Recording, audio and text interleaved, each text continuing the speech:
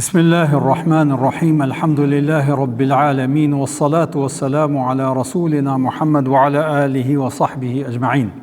Allahun e lartësuar, lavdërojmë, qojmë salavatë dhe selame pejgamberit e tij Muhammedit sallallahu alaihi wasallam, familjes, shokëve dhe të gjithë atyre besimtarëve musliman që pasojnë rrugën e tij dhe udhëzohen me sunetin e tij deri në ditën e gjykimit.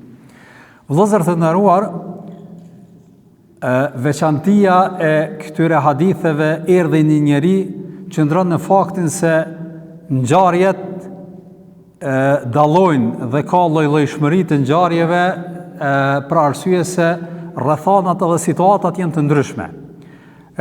Dhe kemi përmend që disa nga këto hadithe nga to përfitojmë çështje që kanë bajnë me bazën e besimit muslimanit, disa tjera me rregulla dhe dispozita, pastaj disa tjera edhe me etikën edhe moralin e besimtarit, çu do të më kanë ahlaku i tij.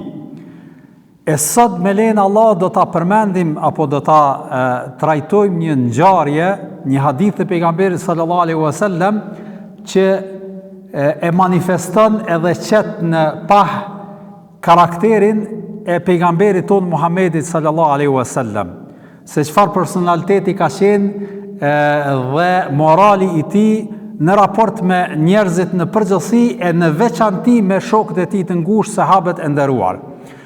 Ngjarjen e përcjell, pra hadithi është tek Buhariu, ka edhe transmetime dhe sqarime në disa koleksione tjera.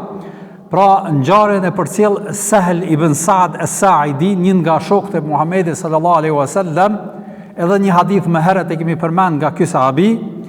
Dhe Sahl ibn Sa'di, Allahu qoftë i kënaqur me të, tregon se thot me një rast erdhi një njeri, apo në këtë hadith thot me një rast erdhi një grua te pejgamberi sallallahu alaihi wasallam.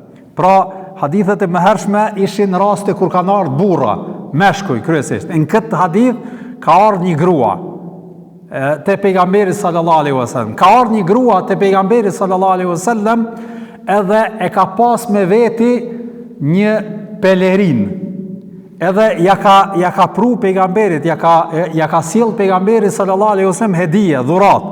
Edhe i ka thonë Sahl ibn Sa'di, kur ka thonë pelerin, na po e përkthejmë pelerin, është për qëllim në arabisht ka ardhur burde, që nëse e dojmë me kuptu qartë, edhe Sahl ibn Sa'di ka vetë ata që kanë qenë prezent, ka thonë, a e dini çka është burde, a dini çka është pelerina? Ata kanë thonë, e dim që është diçka si palto, si gjybe, diçka që e veshëm për mitesha, domthonjë diçka e gjatë, si mantill, me thonë, çajo për qëllim. Atëherë Sahl ibn Sa'di thotë, po, çajo për qëllim, po e ka pas një veçanti, thotë, ky petk i ka pas ant, domthonjë edhe kjo ant, domthonjë majet, skajet e pelerinës, edhe te kraht, edhe poshtë kanë qenë të qëndisura. Pra kjo grua e ka qëndis me dorën e saj, e ka hieshu, e ka ndreq, edhe ka dashur me ia dhënë pejgamberit sallallahu alaihi wasallam për me vesh. Edhe thot ja ka sjell kjo grua pejgamberit sallallahu alaihi wasallam këtë pelerinë, dhe i ka thonë, oj dërguar i Zotit, e kum marru, e kum qëndis, pra këtë pelerin për ty, këtë palto për ty, për gjybe për ty, për me vesh ti. Edhe pejgamberi sallallahu alaihi wasallam e pranon. Thot po, e merr, edhe po thot ky Sahl ibn Sa'di, thot pejgamberi sallallahu alaihi wasallam e morri nga që kishte nevojë për të. Kishte nevojë për të edhe e morri. Pra, po përshkruan që Muhamedi sallallahu alaihi wasallam kishte nevojë për të, prandaj e morri. Edhe thot hyri mrenda, edhe më një herë e ka vesh. Edhe ka dalë para sahabëve. Me atë petk, me atë gjybe, ka dalë para sahabëve, dhe kur u ul, njëri nga burrat që kanë qenë aty afër, i ka thënë, oj dërguar Allah, shumë i mirë të ka. Pra, ka qenë e bukur, si duket e qëndisë mirë, edhe i thot, a mundesh me ma dhon? Ja ka lyp pejgamberi sallallahu alaihi wasallam hedije.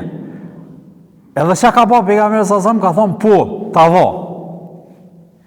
Edhe ka qëndru pak, po se ka hjek, se si duket s'ka pas tesha tjera mrenda, ose po çka ka bë, është fut në dhomën e tij, për arsye se sikur se kuptohet ngjarja është zhvilluar në xhami, edhe pse nuk është e detajzuar, sidoqoftë dhomat e pejgamberit sallallahu alajhi wasallam kanë qenë afër, edhe është fut në dhomë, e ka hjek, e ka palu, edhe ka dal, edhe ja ka dhënë këtij burri.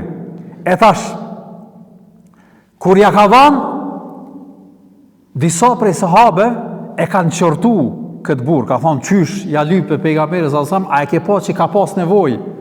Qysh me bati këta, do thotë m'ja marr, kishte nevojë, e ke lanë keq pejgamberin sallallahu alajhi wasallam. Nuk e ba mirë, pra një qortim ndaj këtij njeri.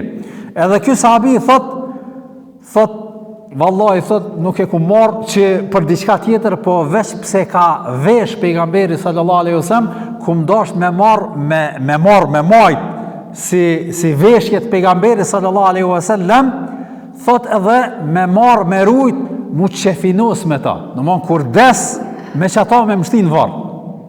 Pra një lloj bereqeti prej rrobave pejgamberit sallallahu alaihi wasallam që i ka vesh, që me hin varr me ta. Që kjo ka qenë qëllimi jam, jo që më ka pëlqy ku me ditë sa, po veç pse ka vesh pejgamberi sallallahu alaihi wasallam, ku më pas qef m'ja marr edhe me majt, edhe kur des me hin në varr, do thot mu qefinos me ta. Edhe Sehli, pra ky transmetuesi, ky sahabia, thot kur ka vdek ky njeri, me çata e kena shtin varr. Me çat gjybe e kena shtin varr.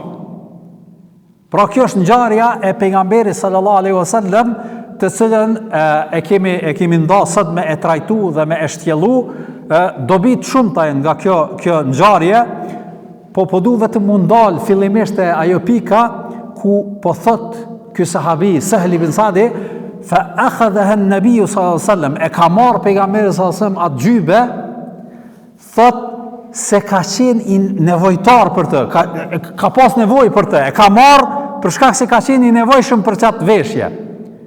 Edhe këtu jep me kuptu që pejgamberi sallallahu alaihi wasallam nuk ka pas veshje të shumta.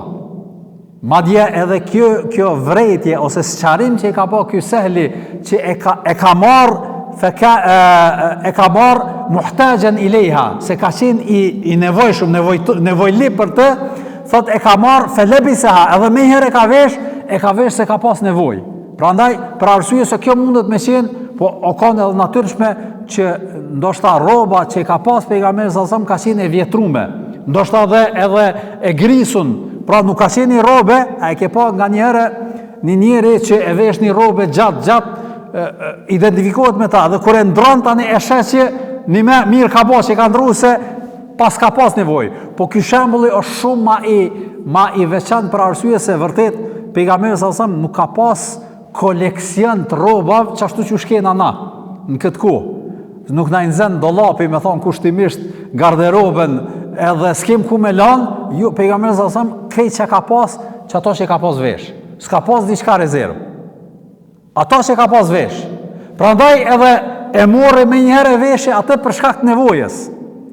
Edhe kjo ka qenë praktika pejgamberit sallallahu alajhi wasallam, ka qenë i thjesht, edhe nuk ka qenë njëri do thotë që ka koleksionu, jo që s'ka pas mundësi. Po nuk ka qenë i dhonën pas këtyre gjërave, përsa ta edhe Omeri radiallahu ta'ala anhu me një rast tregohet kur ka shku, është fut në dhomë të pejgamberit sallallahu alaihi wasallam, ai ka qenë i shtrim, të pushu, të fjet në dhomë. Po ku ka qenë i shtrim? Ka qenë i shtrim, arabisht i thënë hasir, na i thënë hasër. Hasra është do të thotë ajo shtroja prej kashte. Tash kena pa edhe njerëzit tash i mojnë si klasike, si diçka për zbukurim, i bojnë perde, do ma me kallzu, amo në atë kohë që ajo ka qenë mbuloja e vetme që kanë pas. Do thotë prej kashte e kanë marru, edhe që ata e ka pas shtrume që aty ka ra. Edhe po thotë, kur Omeri, kur u qu pejgamberi sallallahu alajhi wasallam pe gjumit, i shtrim në ata, i kanë dok shajat e hasrës në ftyrën e Muhamedit sallallahu alaihi wasallam. Edhe çka bën Omeri, ja nis me kajt. Thotë i dërguar i Zotit, mbretërit, sunduesit në atë kohë, romakte, bizantinte, faktikisht persiante, po thotë udhëhesat, mbretërit e tyre jetojnë do thotë në pallate, çka kanë e ti i dërguar i Zotit, i zgjedhur njerëzimit me flet në hasër edhe me të lënë shaj hasra, domthon s'ka mujt me paramenu pse më ndodh kjo. Atëherë pejgamberi sallallahu alajhi wasallam ka thonë, o Omer, thot për ta është dënjoja, kjo botë, na kena botën tjetër. Edhe prandaj edhe me një hadith tjetër thot pejgamberi sa mali wa mali dunja. Çka kam unë me këtë botë? Thot vërtet shembulli jam me këtë dynja është sikurse shembulli një udhëtari i cili nalet në një hije të një pemë, pushon pak edhe vazhdon. Çështu thot jam unë në dynja. Edhe çështu na e ka trajtu. Pra, edhe kur ka pas pasuri pejgamberi sa ka dhënë, nuk e ka marrë. Tregon Safan ibn Umayya ka qenë një nga paria e Mekës. Edhe ka luftu pejgamberi sa gjatë kur ka qenë në Medinë, kur ka ndodhur çlirimi, e ka fal pejgamberi sa këtë atë zullumin e të kësia që e ka fal pejgamberi sa edhe hale së kanë bo musliman që shdohet, dhe mon ndryshime, a më bo musliman. Edhe me një rast, po të regon kë Safan ibn Umayya, pas betejës Hunenit, një betej, pejgamberi sa ka pas dispozicion, kë po të regon, dele një lugin, qka shesyni ka pas dele? Në mund që i ka ardhë prej pasuri. Edhe kër e sheh, kë Safan ibn Umayya, kë ka qenë i pasu, nuk ka qenë, edhe kër e ka pas gjithë këtë pasuni, o ma gjeps, edhe i ka thonë, apo do këtë shumë o Safan kjo? Ka thonë shumë o Muhammed, sallallahu alaihi wasallam. Thot, meri ketjen tuat. Ketja ka thonë. Edhe kjo, o qudit, qysh me, do mon kamet pa fjallë, o nalë, edhe ka thonë, vallahi, thot, ky njeri nuk është njeri i zakonshëm. Ky do të më kon pejgamberi i Zotit. Se është një njeri që se ka frikën as një tro ndaj fukarallëkut. Ndaj, do më mos me hub pasunin. Për arsye se a ke pa njeri, kur ka pasuni për veti bollëk, ta një këshyr djallit vet, ta një këshyr edhe nipit me rahatue, pra, e ka këtë frikë njeri në veten e tij. E pejgamberi sa se ka pas këtë. Qatë moment, tash paramenon këtë rast, nuk ka pas qka me vesh vetë, edhe ja ka lyp, me njerë ja ka dhonë, as se ka mendu, as se ka diskutu, ka mujt me thonë, valla, kom nevoj edhe one, apo ndo një arsye, jo, me njerë ja ka dhonë, e ka palu edhe merre ka dhonë, masi po të pëlqen merre.